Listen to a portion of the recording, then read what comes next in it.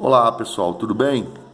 Espero que vocês também estejam aí tranquilos, em casa, né? Quem estiver trabalhando, espero que esteja trabalhando também com bastante segurança. Passamos um momento não tão simples, um momento meio complicado.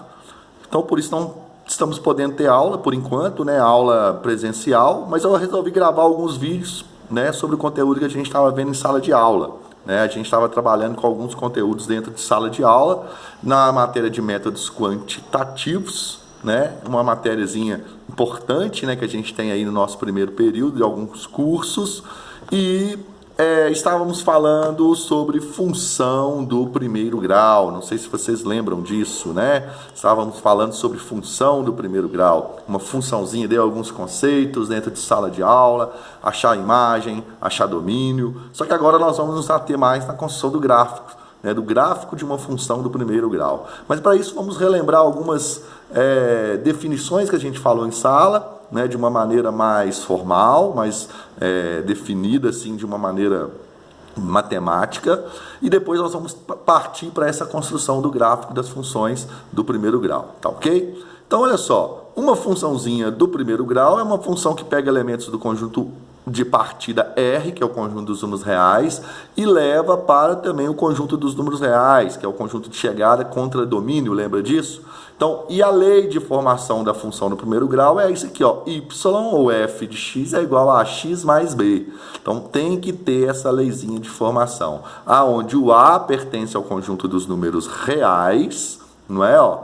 E ele não pode ser zero, ele não nulo na matemática quer dizer que ele não pode ser zero. Então, o A nunca será zero, será qualquer número que você imaginar menos o zero. E o B, né, que é esse outro número, também pertence ao conjunto dos números reais. Lembrando que o A, que pertence ao conjunto dos números reais, é denominado coeficiente angular. Tá? Ele recebe essa nomenclatura, o A, coeficiente angular. Guarda essa nomenclatura que nós vamos precisar dela mais para frente. E o B, coeficiente linear, que também iremos precisar dela no decorrer das nossas aulas.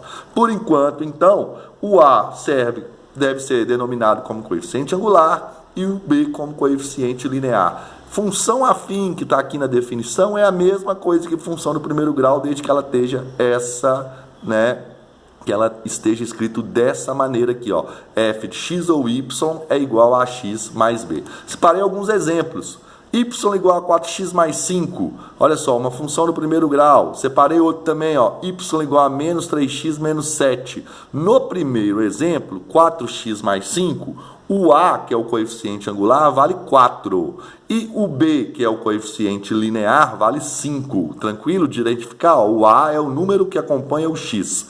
Tá? Multiplicando o x. O número que vem somando ou subtraindo a gente chama de coeficiente linear, que é o B. Nesse segundo caso, ó, menos 3x é o valor de A, coeficiente angular. Menos 7, né, é o valor do coeficiente linear, desculpa. Tá ok?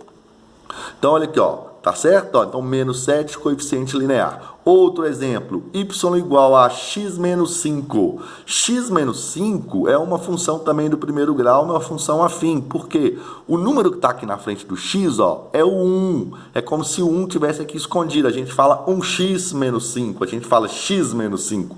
Então, é como se o 1 tivesse aqui, ó, 4x menos 3x. Aqui é 1x. Então, o número que faz o papel de A de coeficiente angular é 1. E o B é o menos 5, né, o termo aqui que está somando ou subtraindo esse valor de x. Um outro exemplo peculiar e importante é o 2x.